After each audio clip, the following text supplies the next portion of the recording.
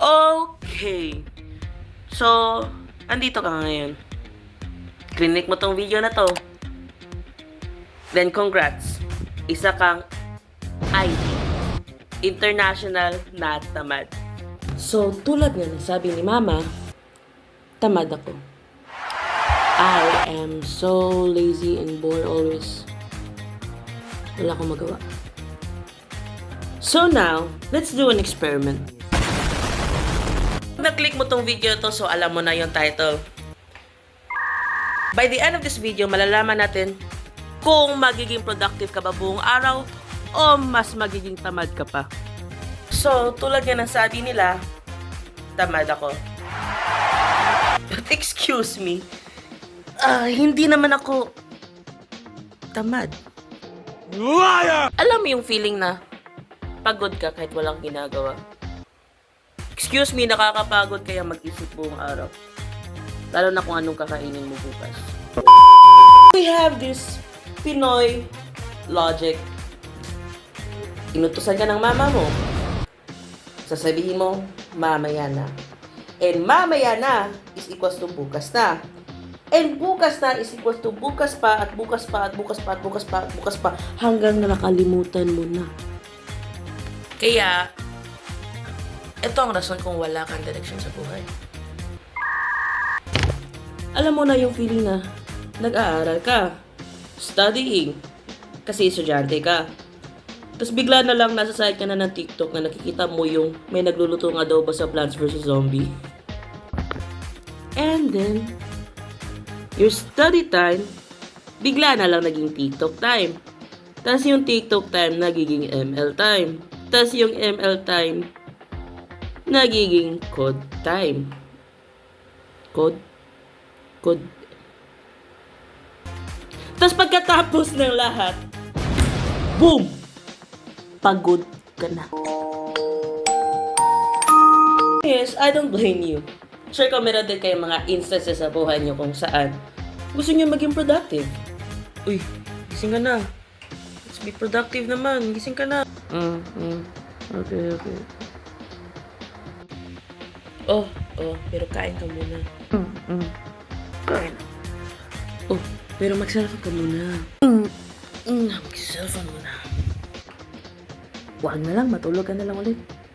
Yeah, agree. So this is me magiging good example sa yung mga AFAM. I will be a good and productive for this video. For 10 seconds. I know what you might be thinking. 10 seconds is not a lot of time. Ayaw ko naman mag-commit. Bakit hindi 1 hour na lang? Or magiging 24 hours productive? Like I said, tamad ako. Ming. Alis. Malinis. That's me being productive. Progress na yan, wag kang choosy. For me, motivation is fake. It's a scam. Parang sales lady sa mall. Discipline ang sagot, guys. Magiging serious ako for this moment. It's hindi motivation ang kailangan mo. Hindi mo naman kailangan si Crush para maglinis ng buong bahay. Ano, si Crush ang palilinisin mo. Wow. What you need is discipline. And wala ako nun, kaya tamad ako. Ikaw. Imbis na gawin mo yung assignment mo, o manood ng mga math tutorial sa YouTube, yung mga Indiano na magaling magturo kaysa sa mga prof mo. You click this video, and pag nakarating ka sa part na to, that means tinapos mo tong walang kakwentang-kwentang video na to. Why? Kasi bored ka. Ayaw mo mag-aral. Now, pagkatapos ng video na to, do one thing. Either maglinis ka ng bahay, gawin mo yung assignments mo, pag matalino ka na, huwag mo na gawin. manood ka na lang ng video na to. Yung mga walang kwentang video, tas wala, pinanood mo lang kasi bored ka.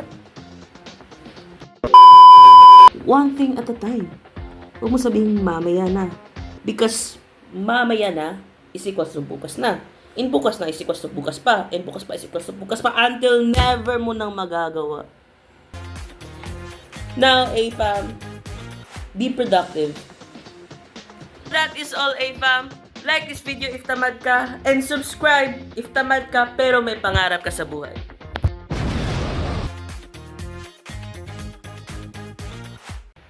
Andito ka pa. Cut mo na. Cut mo na.